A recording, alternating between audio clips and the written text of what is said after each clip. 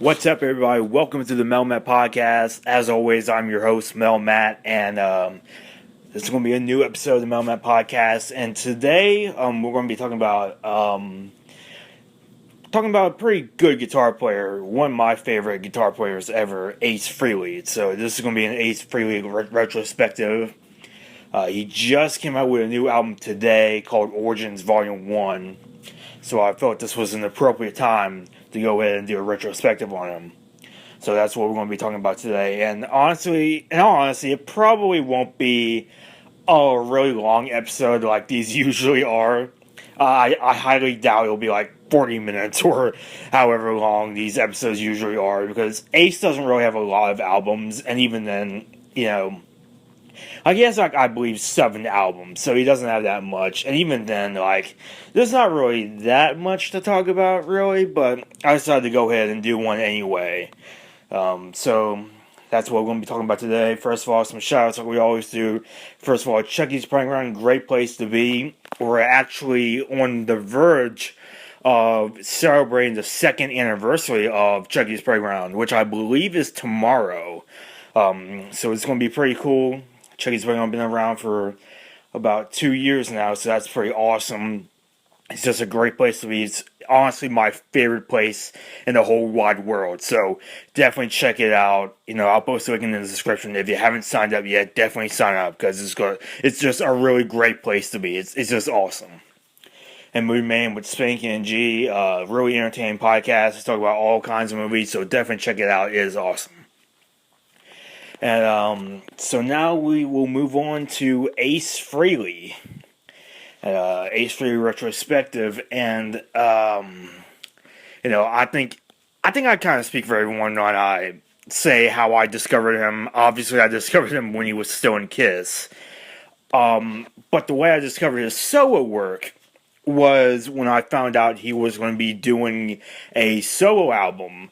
A new solo album called Anomaly, and this was around 2009, so that's when I first discovered his solo work. And Anomaly was his first solo album that I listened to. It's a really good album. Not to get ahead of myself a little bit, we'll talk about that later on as we go through this, but Anomaly was the first album that I listened to, his first solo album that I listened to. So that's how I kind of discovered Ace. So let's just go ahead and start this. And I guess we can start with the 78 solo album. I've already talked about this album in the Kiss retrospective that I did a couple years ago, so I won't spend too much time here on this one. But I think I speak for everyone when I say that this is by far the best solo album out of the Kiss solo albums, I guess you could say. Back in 78, all 4 Kiss members released, solo albums. Like, they were billed as Kiss albums, but they were really just solo albums. And Ace is by far the best one. There really is no question about it. It's definitely the best one. Paul's, it's okay. It's basically a Kiss record. His is basically just, a Kiss record. There's really not that much different about it. Gene's, I don't know. I really don't know about his. That's pretty terrible. There's really nothing that memorable about it. And Peter Chris's is very jazz influenced. So I guess it just depends whether you're big into jazz, I guess. Honestly, I would probably consider Gene's to be the worst one, honestly, because I at least like a couple of songs on Peter's album. But there's not much that I like on Gene's. But anyway, this is about Ace. And again, like I said, not going to spend too much time on here, because I've already talked about the album already. So there's not much more I can add to it. But I will say that pretty much every song on here is great. And New York Groove was like the big hit, And that's a really good cover. And Rip It Out really starts off the album really great. And Snowblind, which is a really good song. Ozone, What's on Your Mind, I Mean to Love, and Fractured Mirror, which is the beginning of the Fractured series. And yeah, it's pretty good. So as far as like guitar albums, you know, it's great. Like I'd rank it up there with great guitar albums like Steve Vai's can't remember God, I cannot remember the name of Steve Vai's 1990 record. Trying to remember it. I can't like when I see it it'll come to me. Passion and Warfare, that's it. Passion and Warfare. That's it. Like I would put it like with that. Those kind of guitar albums where if you want to be a guitar player you listen to those albums because they're the great, probably legendary guitar players, and this album is really great. And technically it's probably Ace's best album, but yeah, it's still pretty good. I don't know if I'd say that personally, but it's still really great, and it ranks up high for me. And so after this one, Ace would continue to be in Kiss until 1982. And that's when he officially left the group, but he couldn't record anything until 1985 because he still had like a something in Kiss, like a share or something like that. Like he was still kind of a member, but not really. Like I don't know what was up with that, but so yeah, basically the idea was that he decided to go ahead and form a band. Yeah, he retained a 1/4 share in Kiss and couldn't release anything until 85 because if he did release something, he would have lost that share. So, he couldn't really do anything. But I guess we can say in 1987 he released Frehley's Comet, and it's kind of a weird album to kind of categorize, to kind of talk about, because even though it is an Ace Frehley solo album, pretty much, it's also sort of a band, really. Because Ace ended up forming a new band called Frehley's Comet. But I also consider it to be an Ace solo project. I still consider it to be an Ace solo album. Because out of all the band members, the only one we care about is Ace. It's just the way it is. I'm sorry. It's just the way it is. But yeah, this album, Frehley's Comet, really good album. I would say it's pretty underrated. Not a lot of people really talk about it too much, but I do think that this is a pretty good album for the time. 87, it sort of has that kind of glam metal kind of feel to it. But I think Ace really does bring sort of his own kind of unique style to it. The album starts off with Rock Soldiers, which is, probably like one of his best songs solo-wise. Arguably his signature song, I would say. But you also have Breakout. And a bit of interesting trivia here. Breakout, this was actually co-written with Kiss member Eric Carr. This was written around music from the Elder era. And it would later end up getting on Revenge as Car Jam 81. But Bruce Kulick overdubbed Ace's guitar. And it's basically a Eric Carr drum solo on there. This one, it's a full-fledged song. And honestly, I honestly kind of like Car Jam 1981 a little bit better. But this one's pretty good. And one thing that it's important to note that since this is a band, it actually does have another singer other than Ace. So like Ace sings on about half of the album, but the other half is also sung by Todd Howard, who was also in the band as well. And I don't know, like I guess he's a good singer, but I think Ace is just a little bit better. And like, in the world of Kiss, Ace was probably technically the weakest singer in Kiss. Because, I'll be the first to admit that his singing voice isn't really that strong. I think Ace has also said that as well, because the reason he didn't really sing a lot in the early Kiss records is because he didn't really have any confidence in his singing voice. So, Yeah, but I do think that his voice is solid. For what it is, I think it fits fine, you know. But yeah, I tend to kind of like the Ace songs where he sings on them a little bit more rather than the ones where Todd Howard sings. But that's just me. We got Into the Night, which is honestly my favorite Ace song. It's technically, yeah, it's pretty much a cover, really, of a Russ Ballard song. But even then, it's still really good. You know, the music video I really remember. They're just playing, you know, sort of like on the streets of like L.A. I don't know if it's L.A. or if it was somewhere else. It was probably somewhere else, probably. But yeah, this is still pretty cool. Like it was in California at least. That one's really good too. And the rest are pretty good as well. It's pretty much your typical 80s glam metal stuff, you know, take it or leave it. It is what it is. And we get a sequel to Fractured Mirror called Fractured 2. It's probably the weakest out of all the Fractured series. But I think it's still pretty good. So overall, Frehley's Comment, it's a pretty good album, you know. It is what it is, you know. It does have that kind of glam metal 80s kind of stuff, you know. That could end up being a bit of a deal breaker. But I think Ace is really, I think he brings like this unique style, his unique style that only he can, you know what I mean? So I really like this album. It's pretty underrated. I would definitely hear it if you haven't because it's pretty good.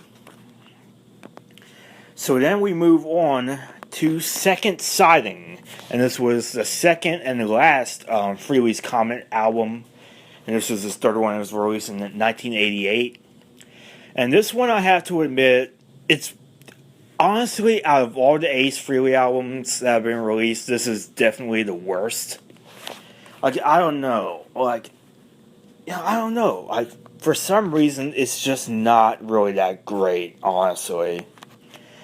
Like, it's just more forgettable than anything else, really.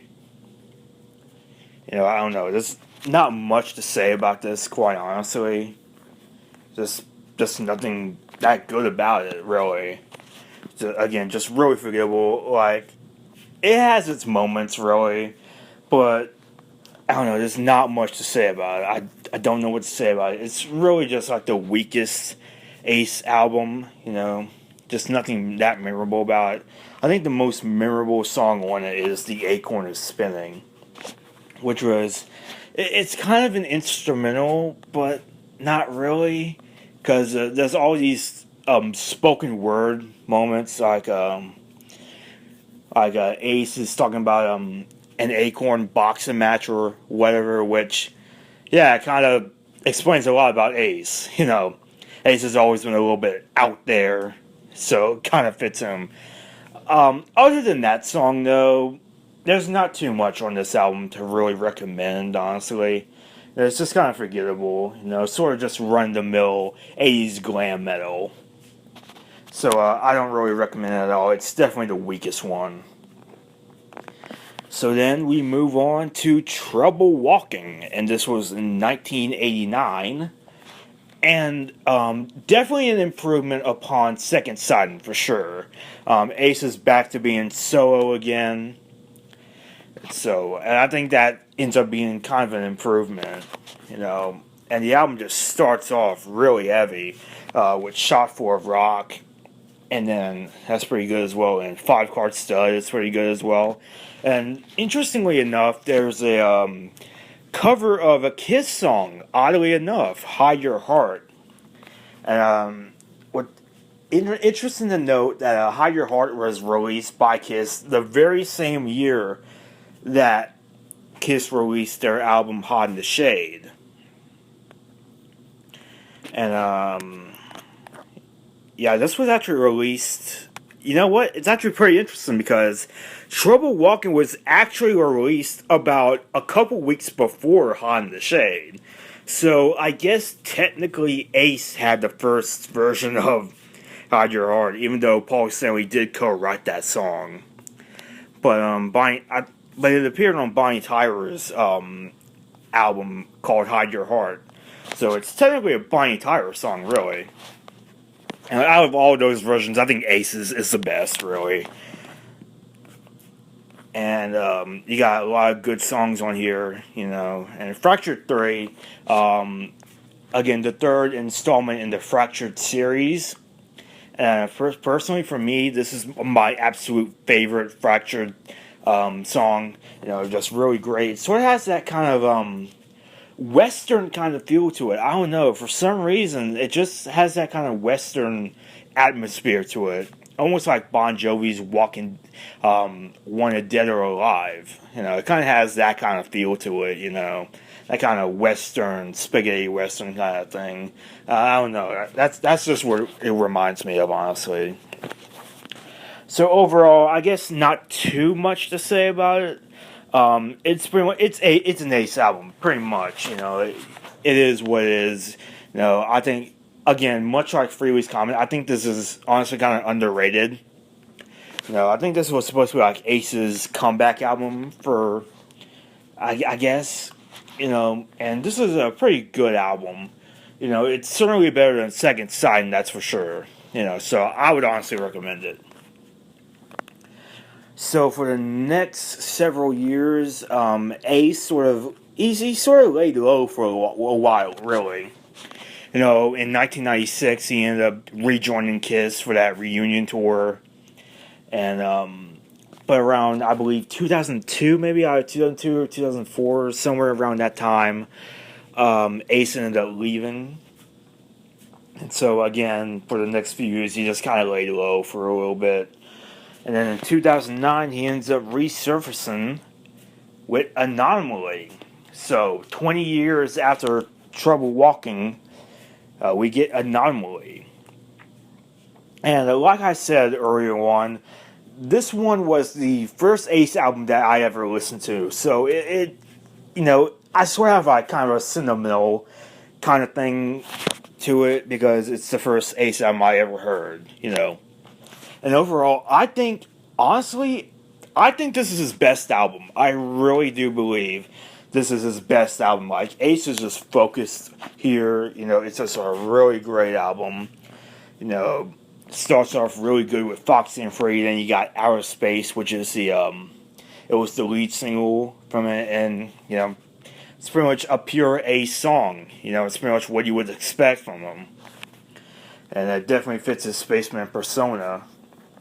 And Pain in the Neck is pretty good. Fox on the Run is a great cover of a Sweet song. And then you got Genghis Khan, which is kind of an instrumental, but not really. There's some lyrics in here, but not much. It's like, So Long, Genghis Khan. And then there's another one. Now You're Gone, So Long. That's it. That's all the lyrics that there is in that song.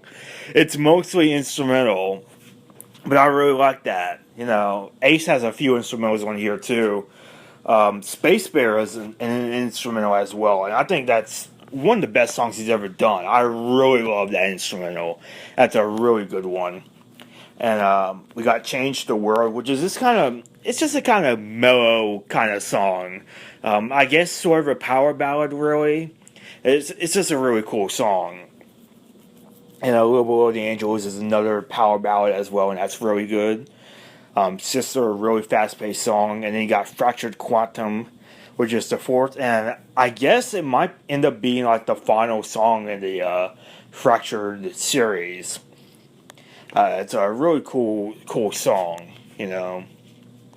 And, you know, just kind of continues on with that Fractured kind of sound to it. So, yeah. So overall, Anomaly is a fantastic album. You know, if you haven't heard it already, definitely check it out. It's by far, in my personal opinion, the best Ace album. It's really good. It's great. So then a few years pass, and we end up getting Space Invader. And this is in 2014, just came out a couple years ago. And I believe I put this on my top 10 favorite albums of 2014, I believe. I'm pretty sure I did. a top 10 list for that year. I'm pretty sure. I think this was on there. I don't remember which number it was. I'm pretty sure it was on there though. As far as this album goes, it's okay. I don't know. Like, I was not really feeling this one the same way I did with Anomaly. It's still a good album, but at the same time, I don't know. It just felt kind of like a step below it. You got the intro song Space Invader, which is really good. You know, again, sort of a typical Ace song, sort of almost like the out of space equivalent on this one. And you got Give Me a Feeling, which was the lead single on here, and that was pretty good as well. You got Change and Toys, which is good. Both of those songs are good. What Every Girl Wants, and The Joker. There's a cover of The Joker by the Steve Miller Band, which is pretty good. It's pretty solid. I prefer the original, to be honest, but I think he does it justice here. And then you got Starship, which is an instrumental on here. And to be honest, it kind of disappointed me, honestly. I don't know why. Just something about it. I don't know. I was just sort of expecting like an epic, instrumental, but I didn't really get that. I don't know. It just didn't hit home run for me, honestly. It's not a horrible instrumental or anything like that, but I don't know. I guess I was just expecting more, really. So overall, this album, it's okay. It's not the best Ace album ever, but it's not the worst one either. Like, this is better than Second Sight at least. It's not a horrible album or anything. It's okay, So now we move on to his brand new album, his latest album that just came out today, Origins Volume 1. And this is a covers album, and I've said many times in the past that cover albums are usually pretty hit and miss for me. As far as this one goes, I'd say it's a hit, honestly. Like, I'd probably put it on par like Space Invader. It's pretty decent. I think this one is I think this one is probably one of the better cover albums I've heard. Like White Room, it sort of starts off pretty well, but I think it just kind of drags on just a little bit. But then the album just really gets on fire with covers of Street Fighting Man by the Rolling Stones and Spanish Castle Magic by Jimi Hendrix. And Spanish Castle Magic, his version is really good. It's fantastic. It also features Spanish Castle Magic also features John Five on guitar, and he just rocks it. Both of them just rock it. John Five, honestly, one of the best modern guitar players that there is. And Ace and him playing together, that's really cool as well. And then, oddly enough, we get Fire and Water, which is a cover of Free, but it features Paul Stanley. And that honestly shocked me. I never would have expected that to happen. Ace and Paul doing a song together, I never would have expected, honestly. Because I just figured that all the original members of Kiss pretty much hated each other. But, yeah, it's pretty cool that they ended up doing a song together, and it's pretty good. And Emerald, which is a Thin Lizzy cover, and that features Slash, and that's pretty solid. Has some great guitar work on there. Bring It On Home, which is sort of a cover of Sonny Boy Williamson, but I think it's based more on the Led Zeppelin one. I wouldn't be surprised if it was based on the Led Zeppelin one. I actually do really like that one as well, or at least the bulk of the song. I'm not too big on the beginning and ending, but the middle one is really good. He also does a couple of covers of the Kiss songs that he wrote. Specifically Parasite and Cold Gin. These were the songs that he wrote in Kiss's early albums for the first couple of albums, but he wasn't confident enough in his singing ability to do them, so they had other members do it. But he does the vocals here, and it's really good. He was pretty much born to sing these songs, pretty much. Like, I really wish they had Strange Ways on here. That would have been awesome. Like, out of all the Ace songs that he wrote with Kiss, that he didn't sing on, that was the one I really wanted him to sing the most. But as is, Collagen and Parasite are really good. It's pretty good. And then, interestingly enough, the album ends with Rock and Roll Hell, which is a Kiss cover, but it comes from Creatures of the Night, which Ace wasn't involved on at all. Like, he appears on the album cover, and he appears in the music video for I Love It Loud, but other than those two, kind of promotional materials, he didn't really have anything to do with, like, the songwriting or the recording, or anything like that. So it's sort of a weird song, a weird Kiss song for him to choose. But I think he really does justice to it. I think it's a really good one. I think I actually prefer this one over the Kiss one, to be honest. But it's a really good way to end the album. So overall, Origins Volume 1, it's a pretty solid covers album. Now, probably one of the better cover albums I've heard.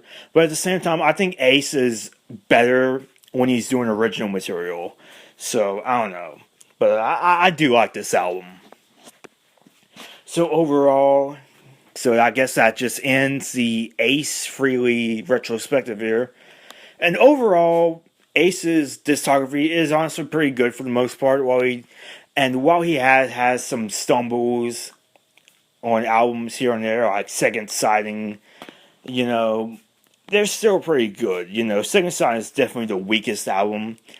But, that's just the most boring album he has. Like, there's not really any other albums that are kind of like, even stuff like Space Invader, even though it's just kind of a meh album for me, it's still good. It's still better than that, you know what I mean? So, yeah, Ace Frehley's solo work is really good. So, if you haven't checked out any of his solo stuff, definitely check out specifically the 78 album and Anomaly. Those are his best ones by far. So, thank you for listening, and I will see you all next time.